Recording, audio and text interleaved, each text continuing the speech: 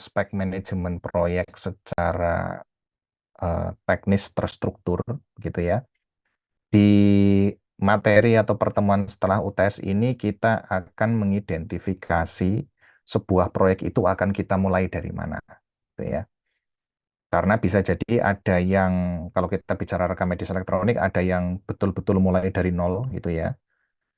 Eh, dari awal dia belum mengimplementasikan rekam medis elektronik sama sekali, atau barangkali dia sudah mulai mengimplementasikan, tetapi adoption levelnya itu masih rendah, gitu ya. Nah, maka titik mulai sebuah proyek implementasi rekam medis elektronik bisa jadi akan berbeda antara satu fasilitas pelayanan kesehatan dengan satu fasilitas pelayanan kesehatan yang lain. Karena itu, pada malam ini saya akan menyampaikan terkait dengan rekam medis elektronik dan sebuah konsep yang disebut dengan penilaian kematangan digital, atau istilah dalam bahasa Inggrisnya adalah Digital Maturity Index, gitu ya, DMI atau DMI gitu. Jadi kalau teman-teman pernah mendengar istilah DMI, DMI atau Digital Maturity Index atau penilaian kematangan digital, nah pada malam hari ini kita akan bicarakan sedikit tentang konsepnya,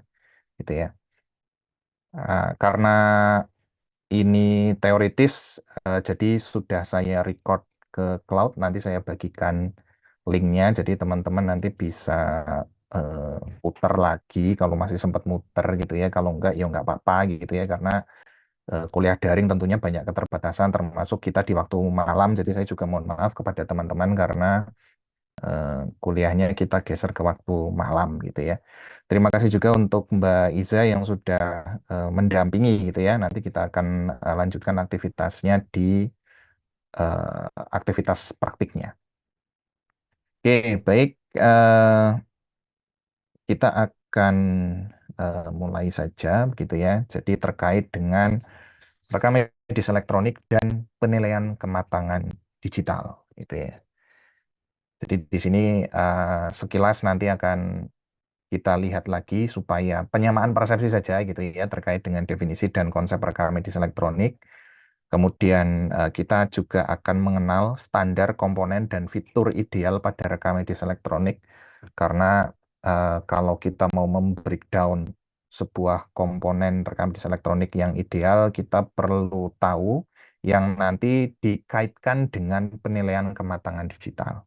Dan penilaian kematangan digital ini juga menjadi eh, program kerja, dan tingkat kematangan digitalnya itu juga menjadi indikator capaian kinerja dari Kementerian Kesehatan, gitu ya. Jadi memang kita perlu tahu terkait ini, apalagi ketika besok teman-teman turun ke lapangan, ada di sebuah institusi, begitu ya. Mereka sudah melakukan self assessment terkait penilaian kematangan digital, ada di titik mana, kemudian kita diminta memberikan masukan atau membuat perencanaan ke depan untuk adopsi pada level yang lebih tinggi. Maka pengetahuan ini penting untuk teman-teman ketahui, gitu ya. Baik, yang pertama ini sedikit mengulang, gitu ya, terkait dengan konsep, gitu ya, untuk penyamaan persepsi saja, bahwa dalam konteks atau konsep rekam medis elektronik itu ada tiga istilah utama, gitu ya, atau yang banyak disebut dalam tulisan-tulisan ilmiah. Ada yang menyebut electronic medical record atau rekam medis elektronik, ada yang disebut electronic health record atau rekam kesehatan elektronik, dan ada yang disebut sebagai personal health record atau rekam kesehatan personal atau rekam kesehatan pribadi. Gitu ya. Saya yakin teman-teman semuanya sudah paham terhadap konsep ini, gitu ya. Ini hanya penyamaan persepsi saja. Apa yang membedakan? Yang membedakan adalah cakupan dan tingkat adopsinya. Jadi kalau kita bicara rekam medis elektronik itu eh, adalah rekam medis yang ada di sebuah fasilitas pelayanan kesehatan, gitu ya, dalam lingkup sebuah fasilitas pelayanan kesehatan. Dan penggunanya adalah pemberi layanan kesehatan, gitu ya. Kenapa? Karena ya RME itu lingkupnya hanya lokal saja, di mana datanya dapat dikirim ke RKE, dapat dikirim, gitu ya. Jadi berarti kan belum dikirim. Nah, kalau konsepnya adalah rekam kesehatan elektronik, maka dia sudah terintegrasi secara longitudinal riwayat kesehatan pasien itu gitu ya, di mana antara satu atau lebih pelayanan kesehatan itu bisa terintegrasi satu sama lain. Jadi kalau yang disebut rekam kesehatan elektronik itu adalah yang sudah mengimplementasikan sebuah konsep yaitu interoperabilitas yang itu juga ada di dalam Permenkes 24 gitu ya. Nah, sehingga di sini ketika dia sudah RKE, maka penggunanya tidak hanya lagi fasilitas pelayanan kesehatan yang bersangkutan, karena datanya sudah terintegrasi satu sama lain, sehingga pasien itu juga bisa tahu riwayatnya, gitu ya. Jadi ini sudah diwujudkan pada platform Satu Sehat yang digagas oleh Kemenkes, gitu ya. Nah, sedangkan rekam kesehatan personal ini lebih kepada sebuah konsep yang lebih tinggi lagi, gitu ya, di mana seorang pasien itu bisa mengatur catatan kesehatannya, mengatur hak aksesnya, mengatur datanya mau di-share kepada siapa, mau di-keep untuk siapa, gitu ya. Yang ini kita sedang menuju ke sana.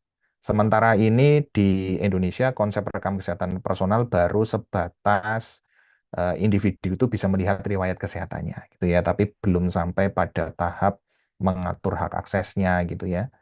Kemudian mm, memperkaya catatannya dengan data-data yang dia miliki secara pribadi belum sampai sana. Tetapi Indonesia sudah berada dalam track yang sangat baik di mana rekam medis elektronik itu diwajibkan, kemudian harus terintegrasi dengan Satu Sehat yang otomatis itu konsepnya adalah RKE atau rekam kesehatan elektronik dan semua aplikasi mobile di bidang kesehatan itu juga harus terintegrasi dengan Satu Sehat yang otomatis itu juga mengadopsi konsep dari rekam kesehatan personal, gitu ya. Itu eh, ya ada satu konsep namanya Satu Sehat gitu ya. Makanya di Satu Sehat itu semuanya akan terintegrasi gitu ya. Jadi ada yang partner system, ini yang dari rumah sakit gitu ya. Ini yang dari rumah sakit, dari Vaskes, kemudian sebentar. Oke. Kemudian ada Citizen Health App gitu ya. Di sini itu adalah aplikasi yang beredar di masyarakat gitu ya. Semuanya juga wajib terintegrasi kepada Satu Sehat. Makanya kemarin kalau ada yang ikut kompetisi desain user interface, kemudian topiknya adalah personal health record, pasti salah satu saran yang saya berikan adalah terintegrasi dengan Satu Sehat karena itu adalah sebuah kewajiban. Jadi tidak hanya rumah sakit ya, partner sistem yang harus terintegrasi dengan Satu Sehat, tetapi aplikasi kesehatan yang ada di masyarakat itu juga harus terintegrasi dengan Satu Sehat, gitu ya, semuanya, gitu ya, secara bertahap tentunya. Kemudian ya ini ya, jadi ada RME, ada RKE, kemudian Citizen Health App itu adalah RKP lah, kira-kira konsepnya seperti ini. Jadi semuanya terfasilitasi di Indonesia Health Service, Indonesia Health Services gitu ya, yang itu eh, dalam satu ekosistem Satu Sehat. Oke. Hmm. Kemudian ini adalah Permenkes tentang rekam medis gitu ya teman-teman. Jadi ini yang saya tampilkan masih yang sudah kadaluarsa sebenarnya ya. Jadi kalau digital transformation strategy ini kan tahunnya sampai 2024 gitu ya. Em, Kemarin kita menunggu-nunggu gitu ya blueprint yang terbaru yang sampai 2029 atau 2030 tapi belum kunjung dirilis ya karena memang ganti pemerintahan kemudian ada ganti struktur DTO Digital Transformation Office yang dulu menggawangi blueprintnya ini juga sudah berubah strukturnya gitu ya jadi barangkali masih penyesuaiannya tapi kita harapkan ya semoga kemudian blueprintnya juga segera rilis yang terbaru sehingga kita tahu arah pengembangan ke depan seperti apa. Kemudian peraturan Menteri Kesehatan tentang rekam medis ini juga beritanya akan ada revisi lagi.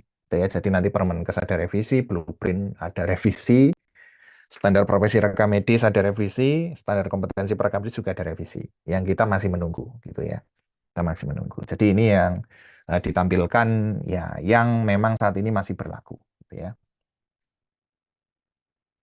Oke, ini sama sebenarnya gitu ya. Jadi kalau kita pahami lebih detail dari regulasinya di Permenkes 24 tahun 2022 yang ini memang betul-betul em, apa ya, dia menjadi satu tonggak regulasi utama karena sebelum ada Permenkes 24 itu Vaskes mau menyelenggarakan rekam medis elektronik itu masih ragu terkait dengan aspek legalnya. Tapi dengan adanya Permenkes ini malah diwajibkan gitu ya. Akhirnya akselerasinya cepat sekali. Maka harapannya nanti ketika ada Permenkes yang baru itu juga lebih mendukung lagi gitu ya terkait dengan adopsi dari rekam medis elektronik itu sendiri. Oke, saya kira ini nanti teman-teman bisa pelajari sendiri dan saya yakin juga sudah membaca secara detail ya terkait dengan Permenkes 24 gitu ya, termasuk aspek kerahasiaan, integritas dan ketersediaan gitu ya. Jadi kan ada kalau keamanan itu kan ada CIA gitu ya. Confidentiality, integrity, kemudian accessibility gitu ya, ketersediaan. Jadi kerahasiaan, integritas, ketersediaan, CIA gitu ya.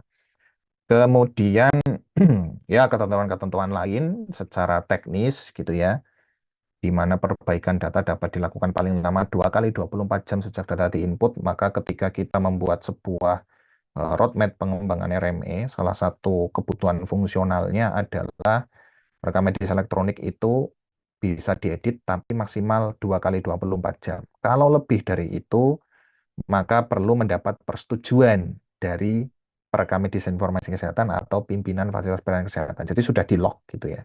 Jadi pemberi layanan itu sudah tidak bisa lagi mengubah ya. Ketika mau mengubah maka dia harus ada langkah administratif yang harus dia ambil. Yang itu repot gitu ya intinya gitu ya. Karena apa? Karena ketika catatan itu diberikan setelah 2 kali 24 jam, maka biasnya dikhawatirkan akan tinggi kan gitu ya. Makanya idealnya ya setelah pelayanan datanya langsung diinputkan. Oke. Kemudian ini adalah ketentuan-ketentuan yang lain begitu ya. Termasuk kewajiban penyimpanan data itu harus ada di dalam negeri gitu ya. Jadi kalau Vaskesnya ketika kita merencanakan pengadaan infrastruktur servernya tidak kita kelola sendiri tetapi kita sewa kepada rekanan, maka kita harus memastikan bahwa lokasi fisik servernya itu harus ada di Indonesia gitu ya. Jadi tapi sekarang sudah difasilitasi. Jadi penyelenggara server VPS misalkan ya virtual private server itu kita bisa milih servernya itu yang ada di negara mana gitu ya. Kita harus pilih yang Indonesia. Kemudian kita juga wajib punya sistem cadangan data. Jadi kalau server itu ya mestinya pengadaannya itu double gitu ya. Satu server utama, satu server untuk mirroring untuk backup secara real time. Sehingga ketika server utama ada kendala, maka data cadangannya masih ada. Nah, itu kan perlu kita pikirkan ketika kita mau eh, implementasi RME gitu ya. Kemudian ketentuan lain masa simpan ya, jadi 25 tahun sejak kunjungan terakhir pasien. Tapi kalau bisa ya disimpan selamanya gitu ya, tidak dihapus gitu ya, kalau bisa gitu ya. Kalau fasilitas penyimpanannya memenuhi gitu ya, sehingga nanti kita bisa menelusur catatan medis nenek moyang kita itu kan keren ya. Oke. Itu kemudian pemerintah juga mengatur standarisasi pada RME yang ini juga perlu dipertimbangkan ketika kita mau mengimplementasikan rekam medis elektronik gitu ya. Nah, standarisasi itu terkait dengan aspek kompatibilitas dan interoperabilitas atau sistem itu harus interoperable antara satu sistem dengan sistem yang lain. Nah, di sini ada satu paper yang sangat menarik gitu ya. Jadi dia membahas level pertukaran data. Ya, ini ada di mata kuliah pertukaran informasi kesehatan sebenarnya gitu ya, tapi ini sekilas saja gitu ya. Jadi ada evolusi itu perkembangan dari level 1 dulu pakai telepon, level 2 pakai fax ya, fax email ya, kemudian level 3 itu pakai email, dan yang sekarang itu pertukaran data elektronik yang terstandar gitu ya. Kalau di Indonesia pakainya FHIR gitu ya. Fast Healthcare Interoperability Resources gitu ya, FHIR. Baik, jadi itu juga ada di Permenkes 24 ya, terkait kompatibilitas dan interoperabilitas. Kemudian kita juga mengacu pada variabel dan metadata, maka ketika kita mau mengimplementasikan RME, kita perlu merujuk pada ini gitu ya, terutama untuk variabel dan metadatanya. Ya, ini konsep Health Information Exchange. Saya kira nanti teman-teman juga bisa baca sendiri. Di situ ada tautan-tautannya gitu ya. Di sini ada. Nah, nanti saya share. Kemudian satu sehat juga saya kira teman-teman sudah sangat paham karena ini ada di mata kuliah pertukaran informasi kesehatan gitu ya. Jadi ini bisa kita lewati saja. Ini hanya untuk recall saja gitu ya. Nah, sekarang kita masuk ke bahasan utama gitu ya dari materi kita malam ini, itu adalah komponen dan fitur rekam medis elektronik. Ini juga teman-teman bisa baca papernya di sini ya, ada tautannya, nanti teman-teman klik saja. Atau sebentar saya share aja deh ya materinya ya. Jadi nanti teman-teman sambil mendengarkan barangkali bisa juga bisa juga sambil buka-buka linknya. Oke, sebentar ya.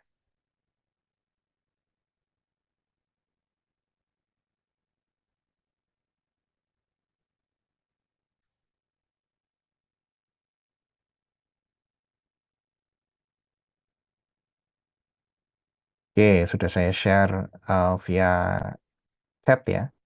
Teman-teman untuk materinya nanti silakan di-download, kemudian paper-paper itu bisa dibaca gitu ya. eh, untuk tahu saja gitu ya, untuk tahu. Oke, baik. Jadi untuk komponen dan fitur rekam medis elektronik yang menurut paper yang saya kutip ini gitu ya, ada tautannya di situ. Saya belum sempat untuk menuliskan judul dan penulisnya gitu ya, tapi nanti teman-teman bisa baca langsung di situ bahwa komponen utama dari rekam medis elektronik itu ada 4, dia menyebutkan. Yang pertama adalah clinical documentation, yang kedua adalah test and imaging results, kemudian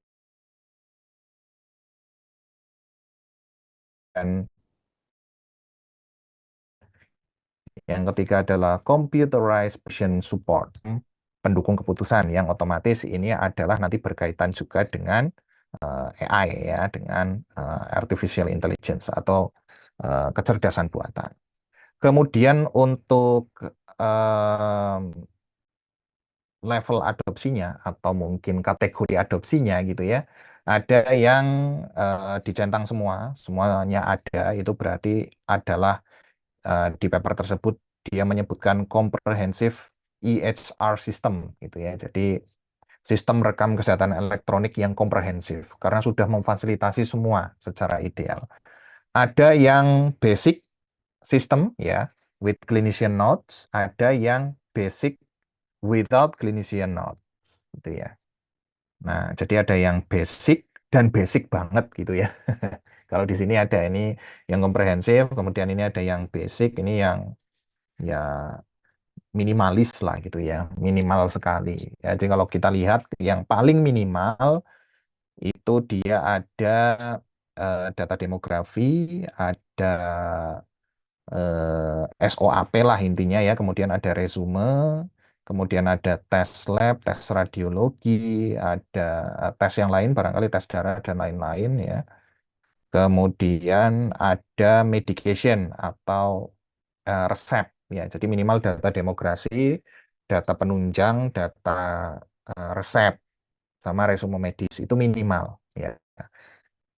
Kalau mau lengkap, ya keempatnya ada ya, termasuk yang sekarang itu juga banyak dikembangkan itu adalah decision support system ya, yang sekarang berbasis kecerdasan buatan. Nah, jadi kalau kita lihat yang paling minimal ini gitu ya, ini paling minimal gitu ya. Kalau kita mau mengimplementasikan rekam medis elektronik secara bertahap yang kita integrasikan juga ke Satu Sehat secara bertahap, maka minimal komponen-komponennya adalah ini, teman-teman. Gitu ya. Jadi data demografi, kemudian SOAP, resume, hasil pemeriksaan penunjang, sama resep. Itu minimal sekali. Gitu ya. Kalau yang basic itu nambah lagi ya. Jadi ini ada yang minimalis, ada yang basic. Yang basic itu nambah catatan dokter dan perawat ya. Jadi ada asuhan keperawatan dan yang lain sebagainya. Baru nanti yang komprehensif, yang lain-lain ini kemudian dilengkapi. Gitu ya. Oke, nah sekarang kita bicara apa itu kematangan digital, gitu ya teman-teman. Apa itu kematangan digital? Jadi dalam sistem kesehatan, kematangan digital ini adalah intinya tingkatan atau level gitu ya.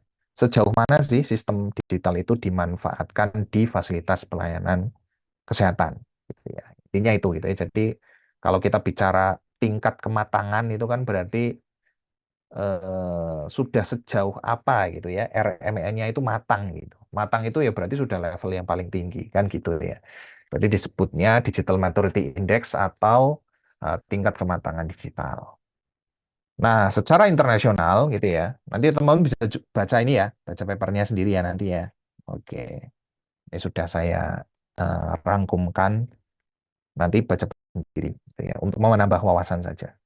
Jadi secara internasional penilaian kematangan digital ini yang paling banyak digunakan untuk rekam medis elektronik itu adalah Healthcare Information and Management System Society atau HIMSS dengan nama instrumennya itu adalah EMRAM singkatannya. Kepanjangannya adalah Electronic Medical Record Adoption Model.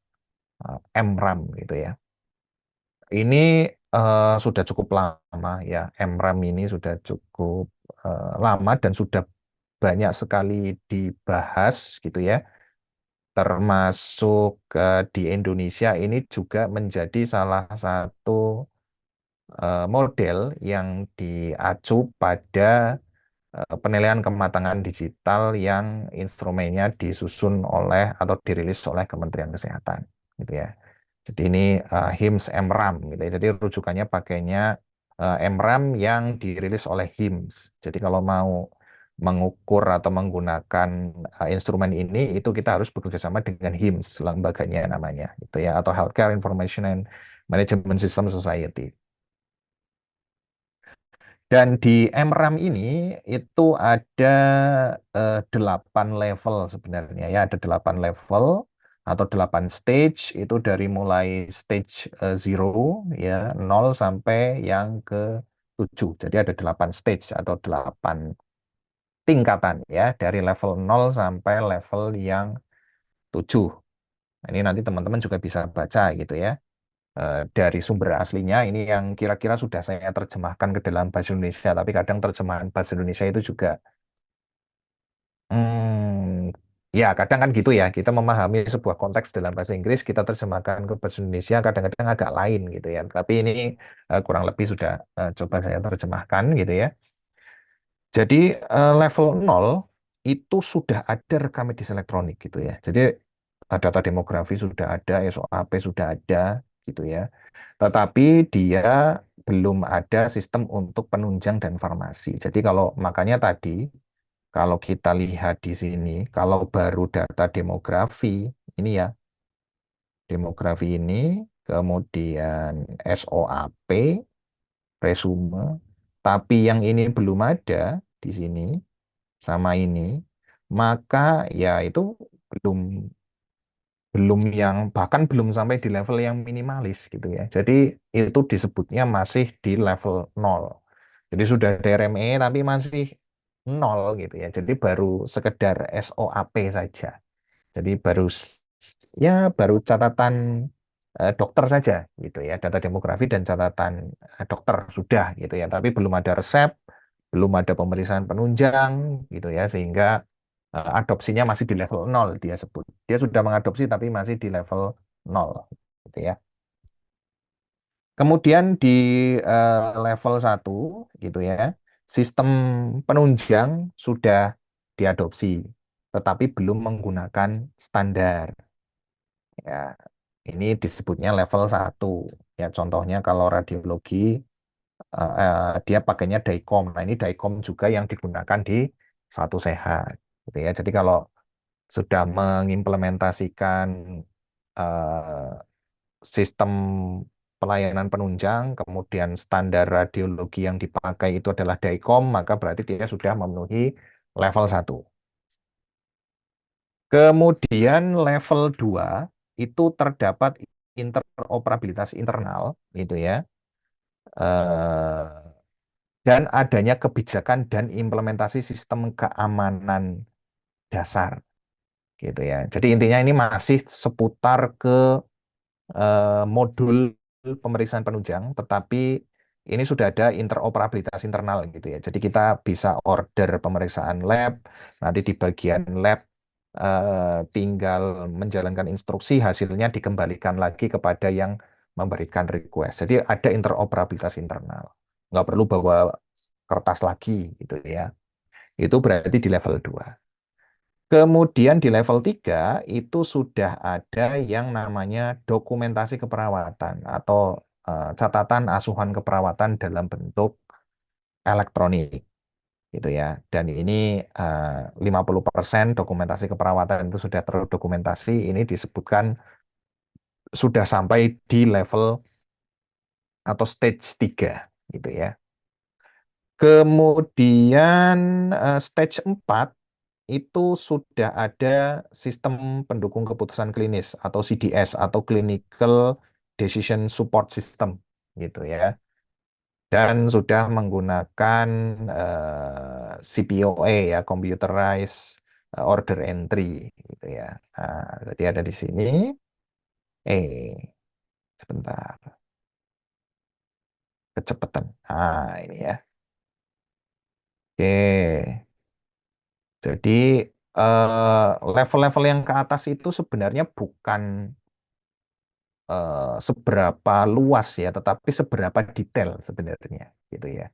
Jadi kalau semua komponen itu sudah terimplementasi itu sebenarnya semua sudah ada di level 3 gitu ya. Level 3 itu atau level 4 lah karena decision support system itu ada di level 4. Berarti untuk comprehensive EMR kalau sudah diterapkan semua itu ada di stage 4. Tetapi untuk bisa sampai stage 5, 6, dan 7 itu butuh sesuatu yang lebih detail. Ya, ada sistem keamanan yang lebih detail, ada eh, format rekam medis elektronik terstruktur gitu ya. Kemudian yang 6 itu ada closed loop administration ya. Closed loop administration ini adalah konsep di mana ketika kita memberikan obat, memberikan tindakan, atau mengambil spesimen dari pasien, mengambil darah, dan lain sebagainya, itu eh, pelacakannya juga sudah menggunakan sistem elektronik. Jadi nggak ada ceritanya kemudian spesimen, spesimen urin atau darahnya tertukar gitu ya, atau identitasnya tertukar, identitas bayinya tertukar, dan lain sebagainya. Itu ada closed loop administration yang terintegrasi. Ya, nah kebanyakan rumah sakit kan masih konvensional ya. Eh, Pelacakannya. Nah, ini sudah terintegrasi dengan RMI, itu sudah ada di stage 6 dan di stage 7 itu berarti ya semuanya sudah terimplementasi gitu ya. Closed loop administration-nya juga sudah mencapai 95%. Ada interoperabilitas eksternal, terintegrasi Satu Sehat, otomatis semuanya sudah ya. Dan ada disaster recovery. Jadi ada mekanisme ketika terjadi bencana bagaimana. Yang itu sebenarnya sudah diatur di Permenkes 24 gitu ya. Jadi kalau menurut saya di sini yang paling tricky itu adalah bagaimana kita beranjak dari level 3 menuju level 7. Itu yang paling paling tricky kalau menurut saya gitu ya. Karena detail gitu ya, butuh sesuatu yang detail.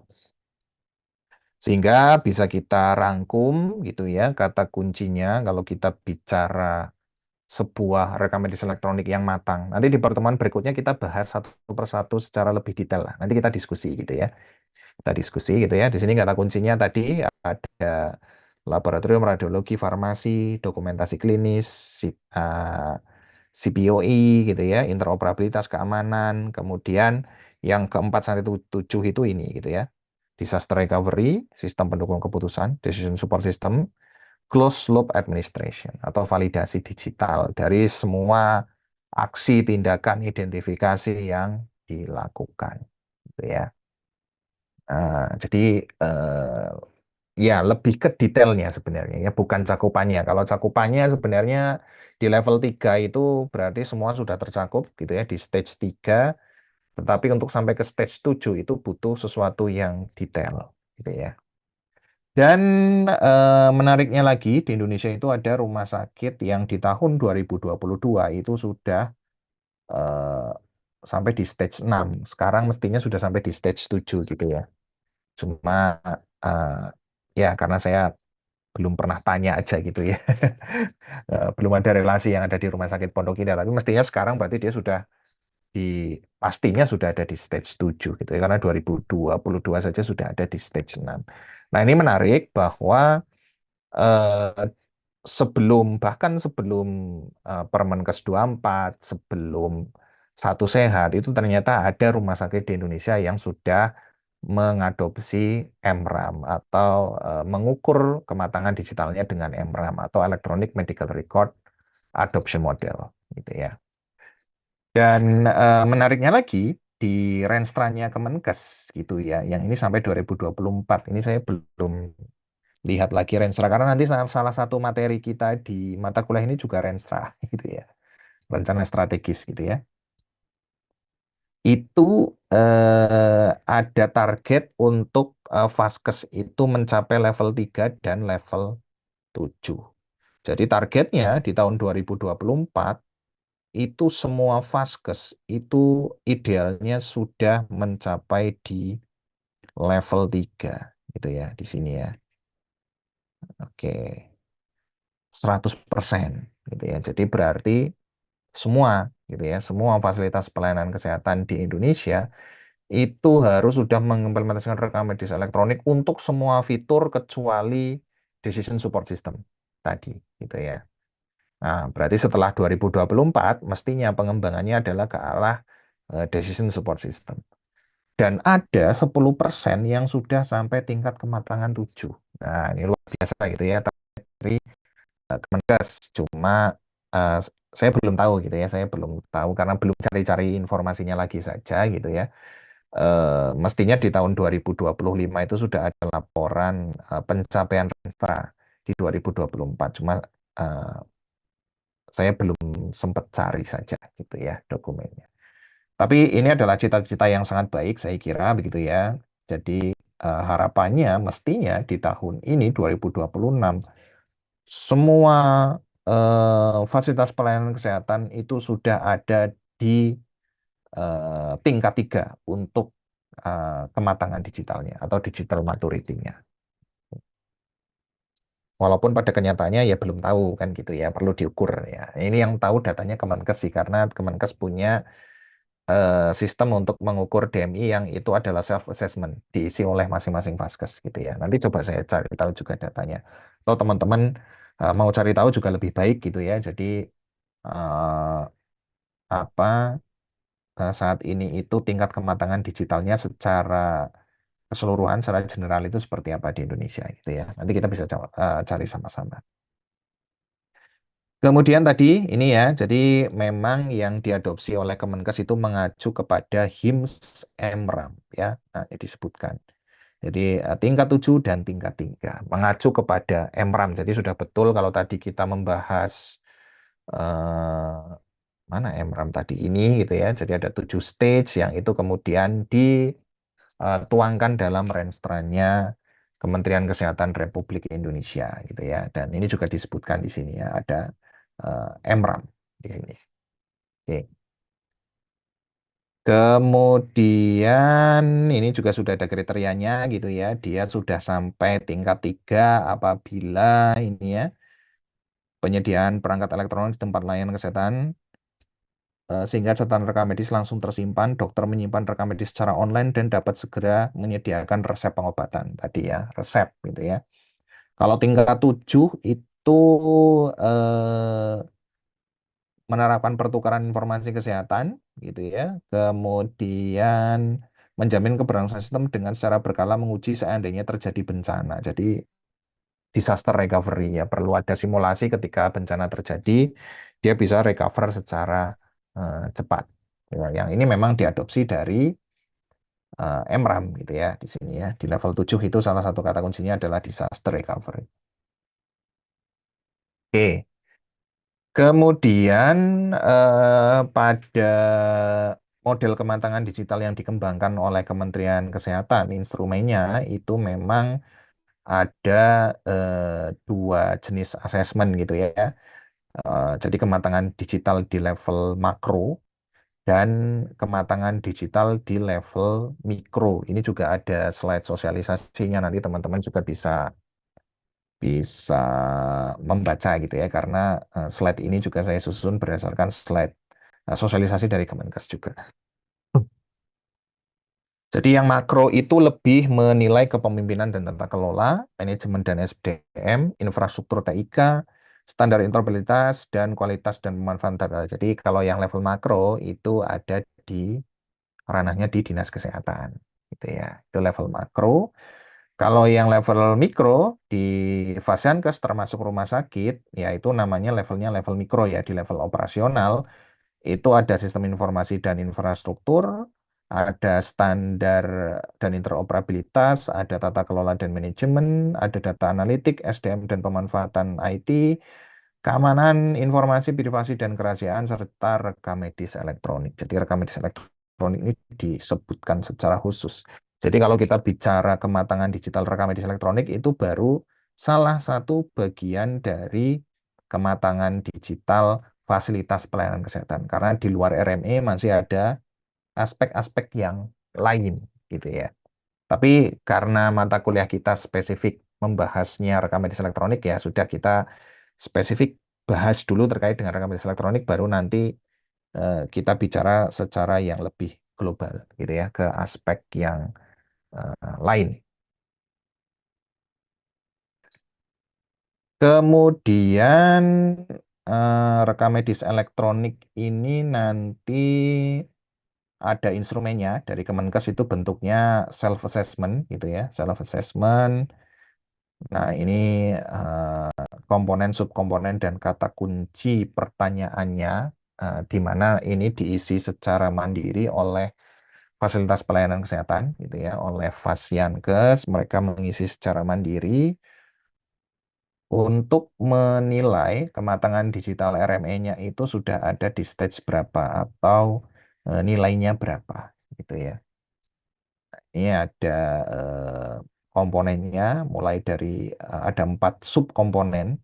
Ya, ada fungsi EMR, ada patient centered care, ada tingkat kedalaman EMR tadi gitu ya, detailnya, dan layanan personalisasi pasien.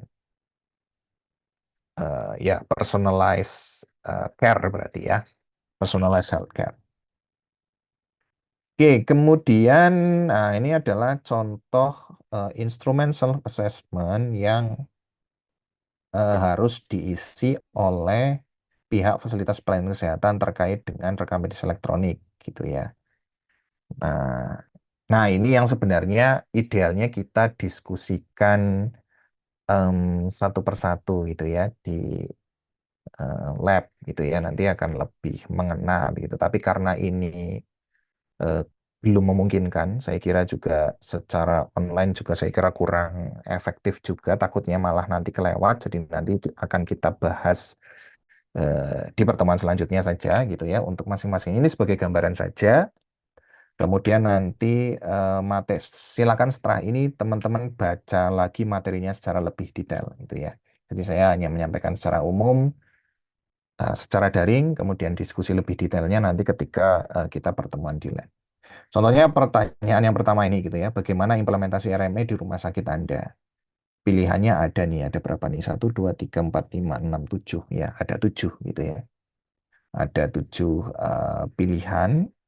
Yang pertama rumah sakit belum menggunakan, yang kedua sudah menggunakan tapi terpisah, kemudian yang ketiga sudah menggunakan ID unik dan digunakan bersama-sama, yang keempat sudah terintegrasi dengan masing-masing unit, kemudian yang kelima itu ada peringatan penanda atau notifikasi otomatis pada modul rekam medis elektronik. Kemudian yang keenam sudah mengakomodir CPPT gitu ya. Kemudian yang ketujuh nih yang paling tinggi nilainya adalah tersedia portal rekam medis elektronik rumah sakit terintegrasi. Ada dokumentasi medis, keperawatan, penunjang medis termasuk data audio dan video. Ya, ini eh ya, kalau dilihat kan ini self assessment ya. Self assessment itu kan ya berarti kita melihat kalau kita misalkan saya adalah eh, perekam medis di sebuah rumah sakit di tempat saya bekerja, maka saya akan melihat gitu ya. Di rumah sakit saya bekerja itu yang paling cocok itu yang mana. Walaupun ini pada saat sosialisasinya, pada saat ngisi bersama ini banyak juga yang tanya gitu ya. Karena apa sih bedanya yang keenam sama yang ketujuh misalkan gitu ya. Nah, ya, itu tinggal kita melihat aja gitu ya. Makanya namanya ini self assessment. Kalau self assessment itu memang ya sesuai persepsi atau subjektivitas dari yang mengisi. Barangkali mungkin salah satu bukan kelemahan ya, barangkali keterbatasan gitu ya. Yang ketika dianalisis datanya perlu dipastikan validitasnya gitu ya. Kemudian nih fungsi RME gitu ya. Dalam 1 tahun terakhir data apa saja yang dikumpulkan melalui RME? Misalkan yang pertama hanya data administrasi, yang kedua sudah ada data diagnosis tindakan, yang ketiga eh, ada data klinis tapi naratif gitu ya, belum terstruktur, yang keempat ini data rekam medis sudah mencakup semua, termasuk penunjang. Kemudian yang kelima, RME sudah mengakomodasi variasi pemberi asuhan seperti gizi klinis, fisioterapi, keperawatan, jadi sudah punya format spesifik untuk masing-masing variasi dan spesialisasi. Nah, ini yang terakhir, dokumen medis untuk pelayanan spesialistik dan subspesialistik tersedia. Jadi sudah bahkan memfasilitasi sampai yang subspesialis untuk formnya. Gitu ya. Nah, ini dan eh, seterusnya gitu ya, dan seterusnya karena cukup banyak. Nah, nanti eh, bisa kita diskusikan di pertemuan ke depan karena nanti kita juga akan membahas eh, bagaimana sih kita akan melakukan penilaian kematangan digital atau bagaimana kalau kemudian kita diminta mendampingi atau bahkan diberi tanggung jawab untuk mengisi, melakukan asesmen kematangan digital secara mandiri gitu ya, teman-teman. Ini terkait dengan pelayanan pasien secara digital gitu ya. Jadi apakah 100% sudah elektronik, sudah interoperable gitu ya. Eh, atau dan apakah sudah ada sistem pendukung keputusan klinis nih contohnya di sini gitu ya. Jadi ya ini sebenarnya merepresentasikan apa yang harus dipenuhi dalam MRAM sebenarnya gitu ya. Walaupun juga kalau kita lihat pilihannya tidak tidak kemudian semuanya ada 8 pilihan, tapi ada yang 7, ada yang 6 gitu ya. Kalau kita lihat MRAM kan ada 8 stage ya. Oke, bagaimana aksesibilitasnya gitu ya? Apakah dapat diakses dari luar rumah sakit gitu ya, misalkan gitu ya. Kemudian terkait dengan PACS ya, Picture Archiving Communication System, ini yang radiologi, apakah tadi sudah pakai DICOM gitu ya. Kemudian apakah sudah terintegrasi langsung masuk ke dalam rekam medis elektronik ini di sini gitu ya. Kemudian apakah bisa diakses melalui internet dan mobile apps untuk mendukung pelayanan telemedicine. Nah, itu yang level yang paling tinggi lagi.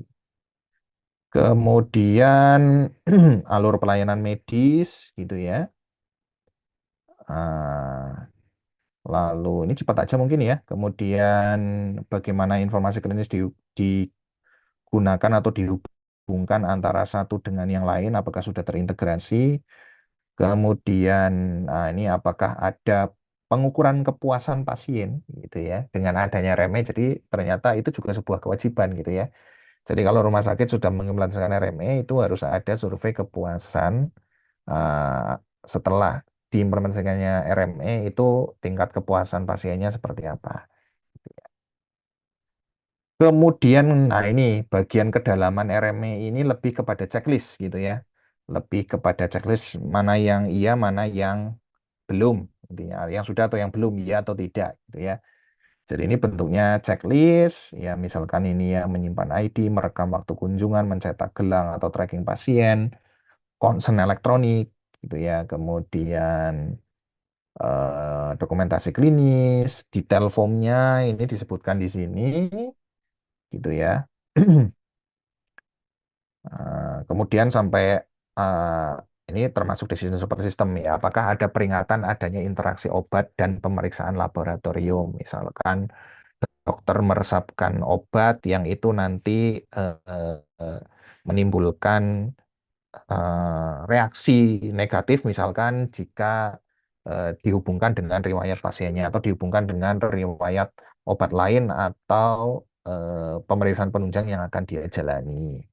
Jadi ini bentuknya checklist-checklist saja untuk kedalaman, seperti yang tadi saya sampaikan, untuk sampai ke level yang 7, itu yang dibutuhkan adalah detail atau kedalamannya.